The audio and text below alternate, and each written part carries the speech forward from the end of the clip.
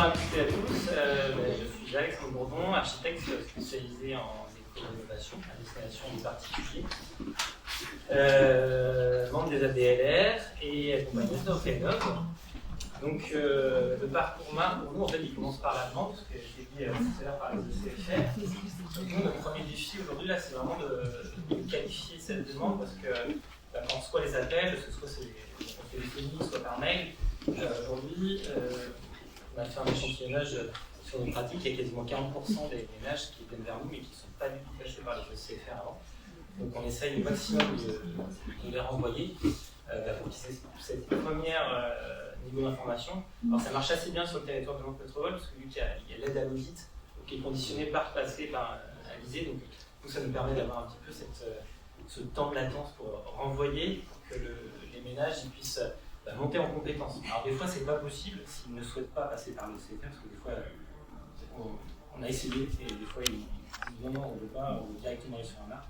Donc on se retrouve à faire un petit peu ce travail qui a été expliqué avant. Donc là, l'objectif c'est de vérifier s'ils sont éligibles, si on est plutôt sur du geste par geste.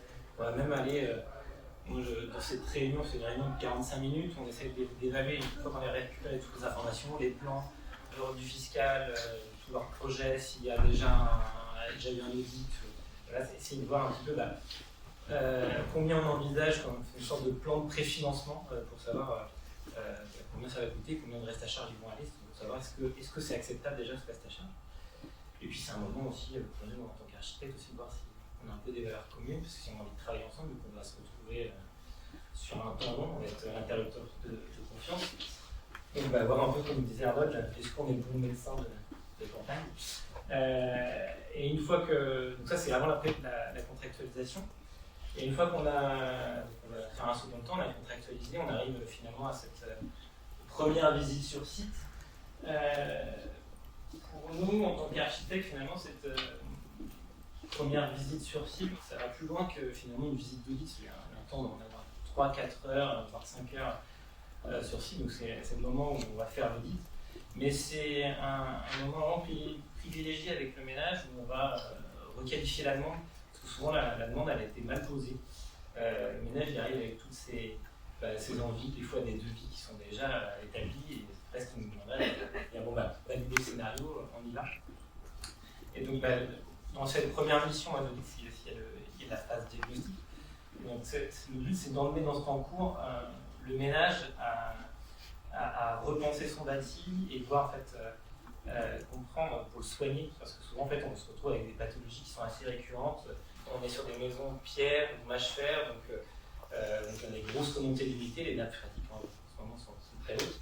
Et donc, avant même d'envisager la rénovation énergétique, il faut qu'on passe par une phase de soigner le bâti. Donc, c'est faire embarquer le ménage pour le faire comprendre que finalement, tout ce qu'il voulait faire, il va peut-être falloir revoir, peut-être à la baisse plutôt, pour faire mieux et un peu moins. Donc, passer par une phase peut-être d'assainissement des murs.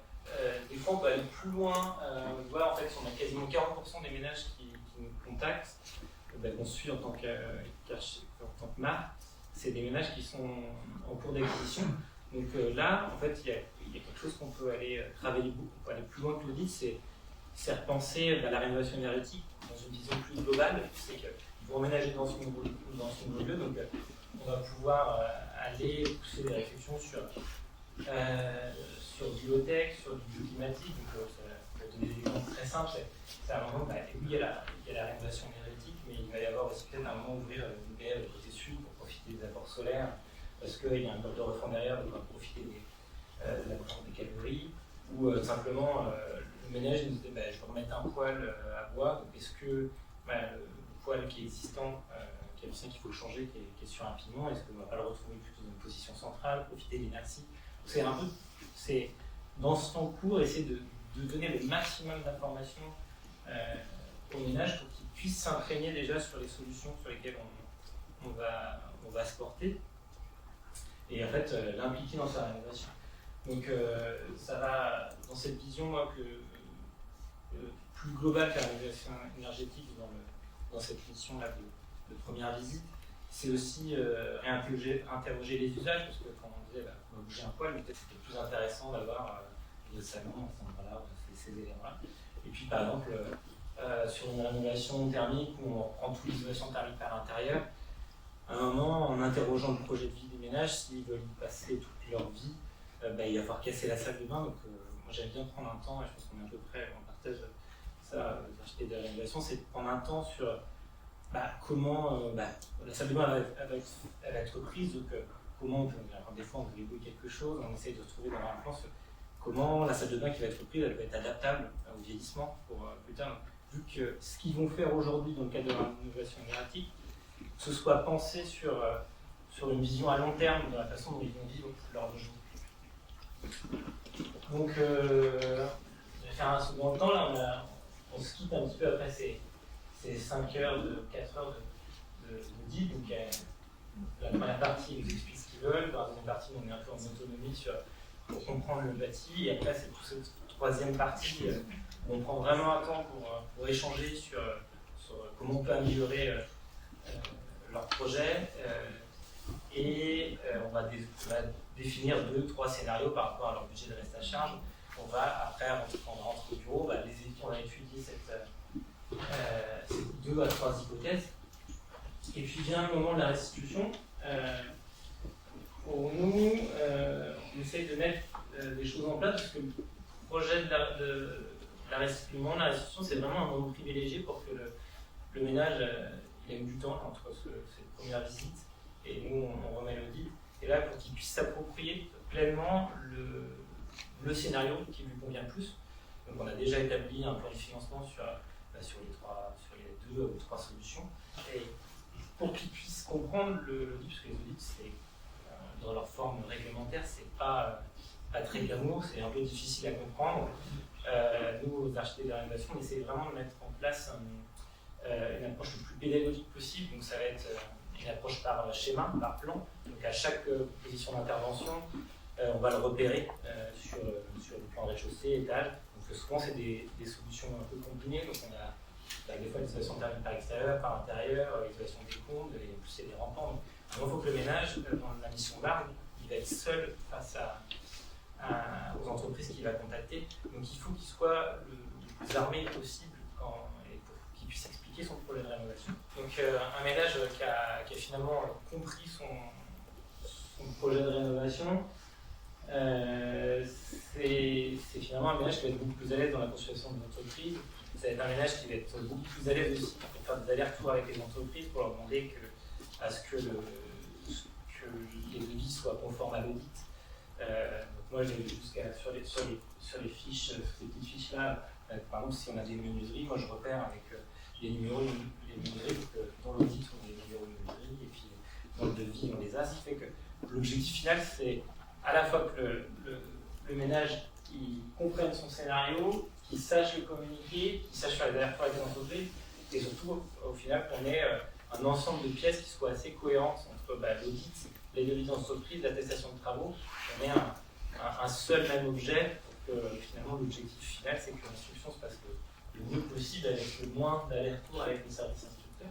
Donc on a fait cette restitution, j'en profite pour parler de vraiment ce travail qui est très intéressant avec Alizé, justement qu'on a les ECFR, des fois on peut les inviter, donc cet échange un peu à 3 avec le ménage, c'est hyper intéressant parce que nous on explique notre projet, notre vision, et puis ça permet d'avoir aussi une tierce personne où on peut dialoguer sur cette solution, ça leur paraît plus intéressant, et ça aussi rassure énormément le ménage d'avoir une tierce personne qui est à côté, et qui peut, s'il y a une question, il peut aussi aller interroger à la fois le MAR et à la fois le CFR.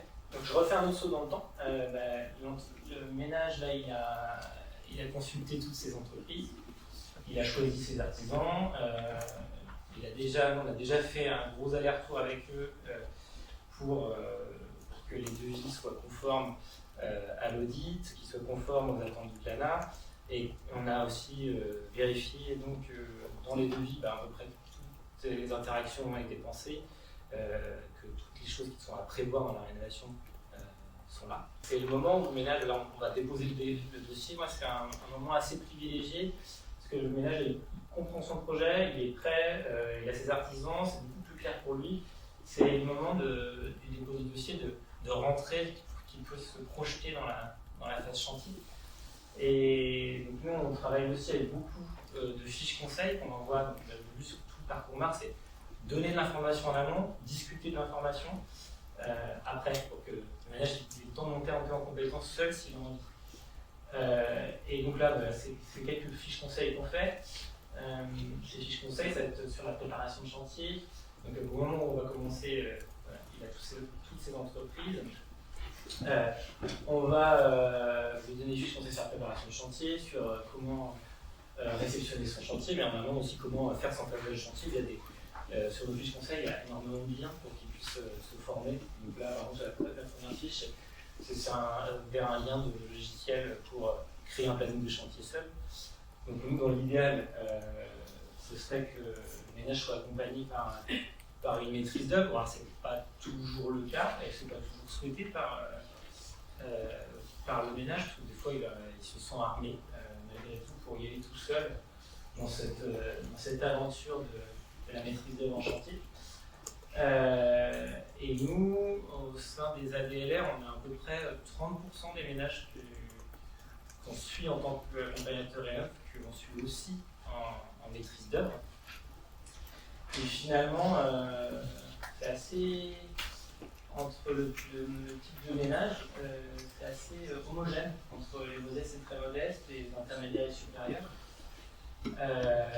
L'avantage, c'est que les modestes et très modestes, ils peuvent à la fois aussi profiter d'une subvention pour l'accompagnement à la maîtrise d'œuvre.